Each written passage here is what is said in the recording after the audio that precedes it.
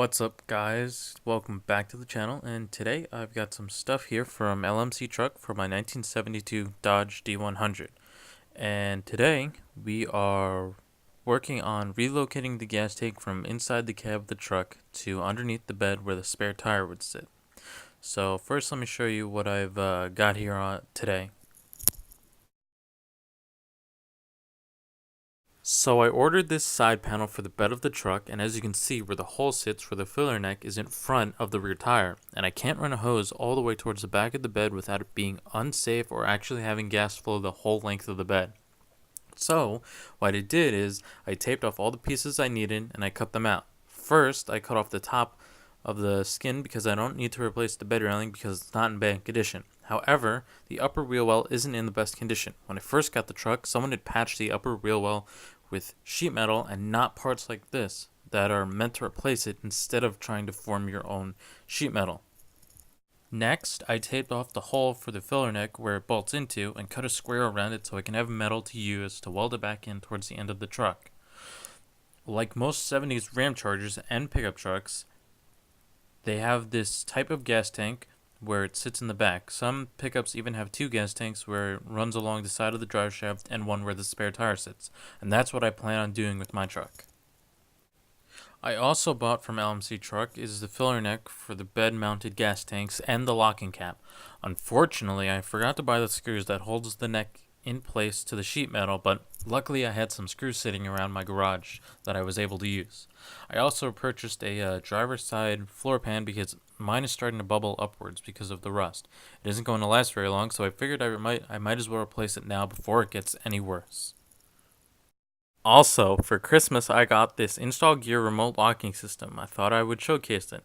If you have a truck and you don't have remote locking doors, these are really good and I totally recommend them. I'll leave a link in the description if you want to check them out.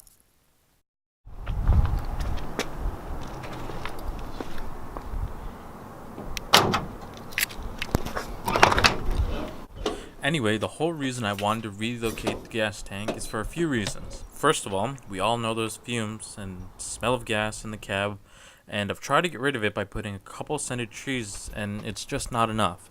Secondly, the truck would be much safer without a gas tank right behind the bench seat.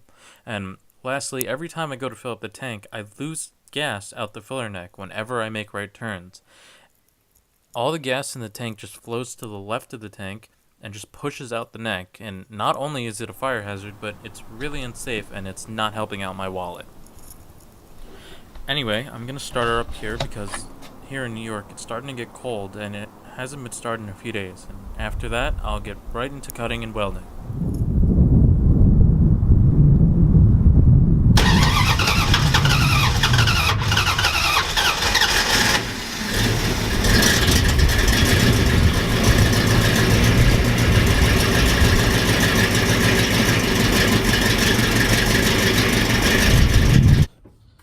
So I've been at it for a while now, and I've got my Miller 211 here set to 20-22 gauge metal thickness, and I'm using 035 flex cord MIG wire. Fortunately, I forgot to film the cutting and welding process because it was cold and I was looking to get it done quickly. Basically what I did, I took the square cut out of the filler hole neck, and I traced it out in a marker where I wanted to cut. I then cut out inside the line so that if the square was cut too small, I could always make it bigger instead of accidentally making it too big, where I need to weld in patches or fill in really big gaps. I then used a magnetic triangle to hold it into place and at the right depth. I then tack welded the 3 corners and then moved the magnet and tacked the last corner.